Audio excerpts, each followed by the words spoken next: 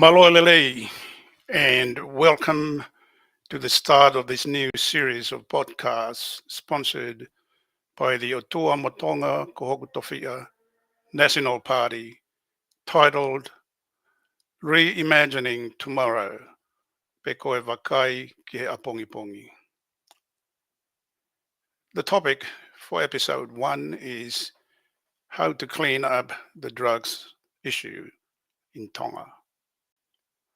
In this podcast, we will dive deep into global challenges and explore innovative, sustainable solutions to the issue. My name is Viliami Magasiale Naulu, and I am your host today. Today, we are tackling a pressing issue that affects the lives of our people. But before we get started, let us set the context. The Pacific region, with its vast ocean territories and small populations, faces unique challenges. Among them is the rising tide of drug trafficking, addiction, and the societal breakdown that comes with it. Our country has become a transit point for global drug cartels and rising organized crimes, while we struggle with local consumption.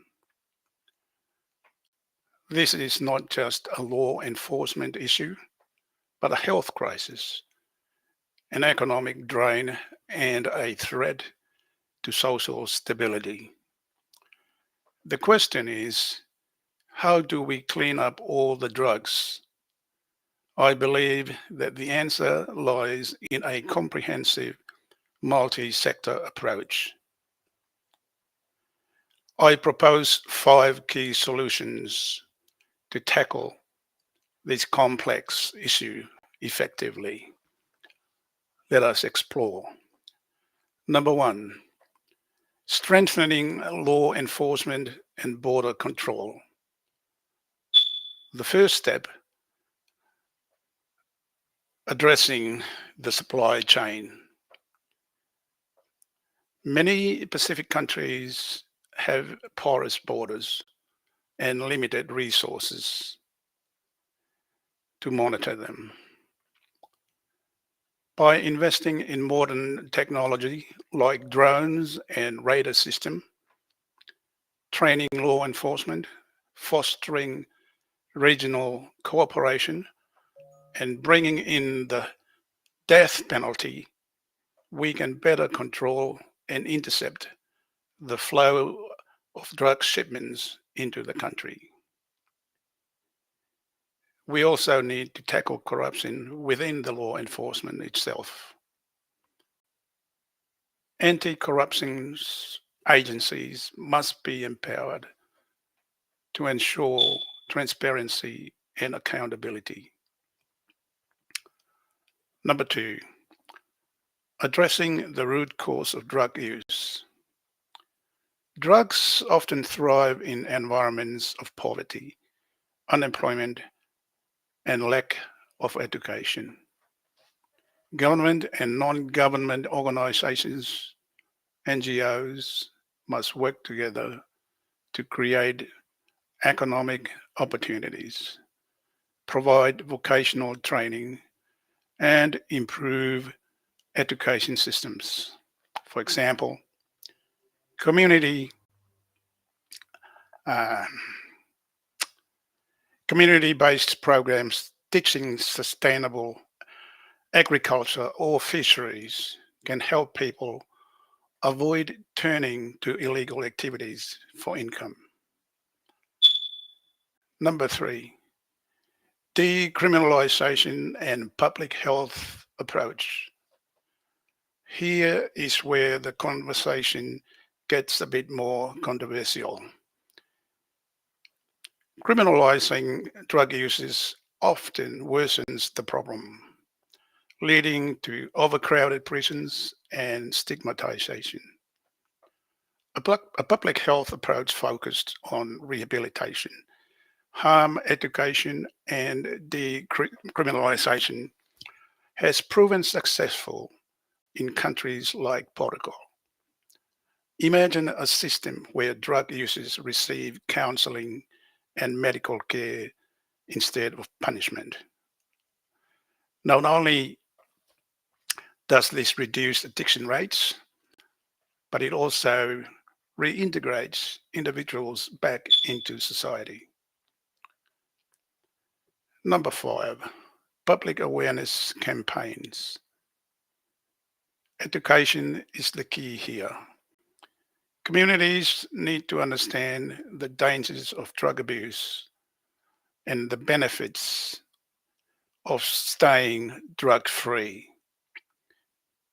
Cultural sensitive campaigns using local languages, storytelling, and traditional media can have a significant impact. Let us not forget the role of schools and youth programs in fostering awareness early on. Sports clubs, music programs, and community centers can provide positive outlets for young people. And finally, number 5, international cooperation and funding. No country can tackle this problem alone. Regional partnerships with international organizations can provide funding, expertise, and resources. Programs like the United Nations Office of Drugs and Crime, UNODC, can help develop localized strategies and share best practices. Now, real life success stories. It is important to highlight that solutions like these are not just theoretical. They have worked in other regions. Take, for example, Thailand's community based rehabilitation programs or Portugal's decriminalization model, which reduced drug related deaths by over 80%.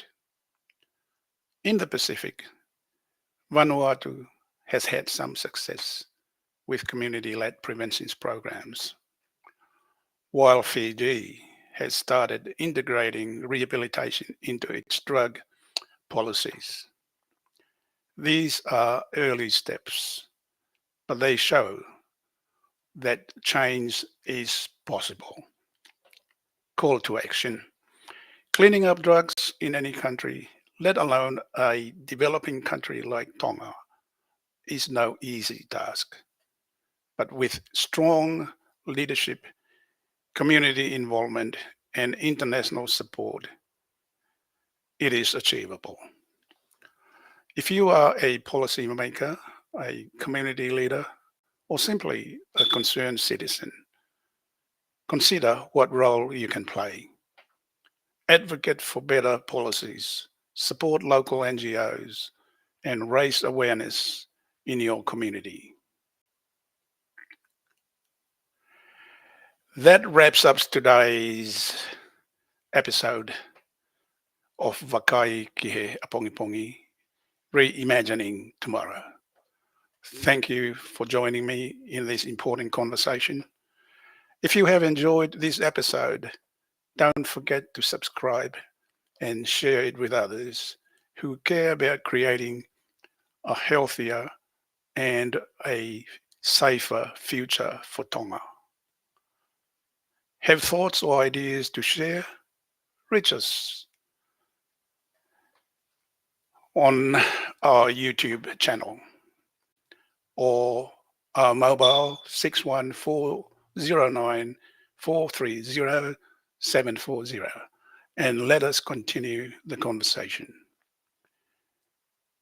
The next episode topic will be the starting point for building a strong and a resilient economy for Tonga.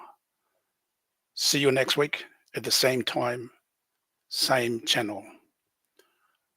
Until next time, Take care and stay informed. Malo au pito, pe mo mea.